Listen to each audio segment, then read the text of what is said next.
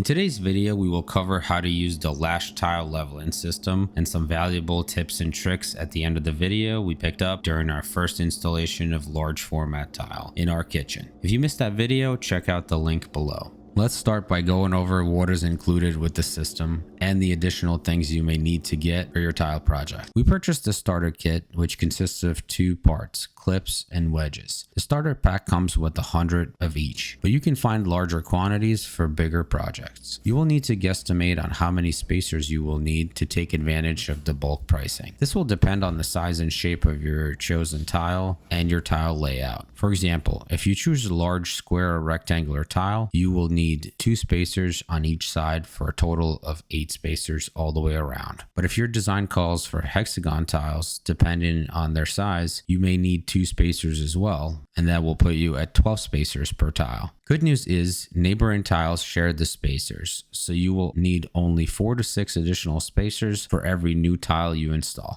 Additionally, regardless of the wedge system, you will need to get tile pliers to secure the wedges in the clips. On top of the plier head, there's an adjustable knob that controls how far the pliers push the wedge. You will have to dial that in for yourself. You want to push the wedge as far as it will go with your hand and then use the pliers to level the tile with 1 or 2 additional clicks. Do not over tighten the spacers as they will snap on you.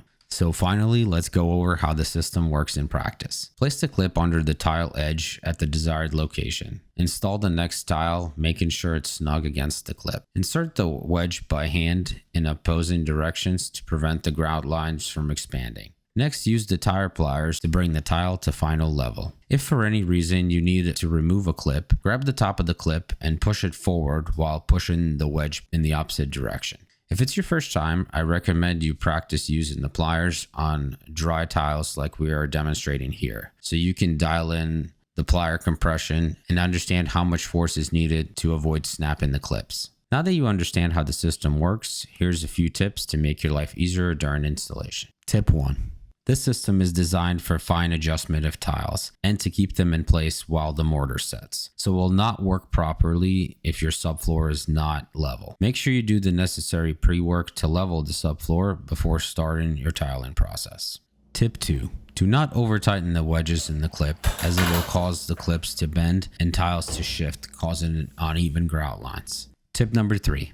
The clips produce 1/16 inch grout line joints and may be used with traditional spacers up to 1¼ inch if your design calls for wider grout lines. Tip number 4. If you're laying tile over multiple days like we are, make sure you insert spacers at the edge of the final row of the tiles for that day. If you don't, the mortar will set and you will not be able to insert the clips the next day. Tip number 5. On day 2, if you decide to remove some clips installed on day 1, make sure you leave the clips on the perimeter tiles in case the mortar is not fully cured. This will help prevent tiles from shifting as you lay additional rows. Speaking of removing the clips, this is the funnest part of the system.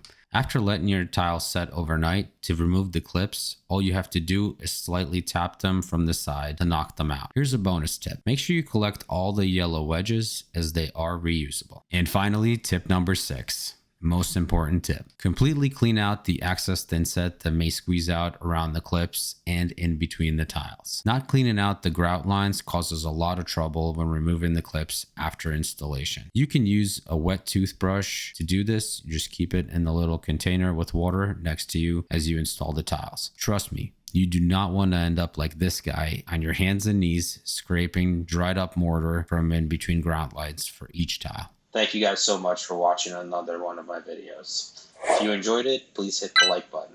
If you loved it, then just go ahead and subscribe now. We have plenty more where these came from. See you in the next one.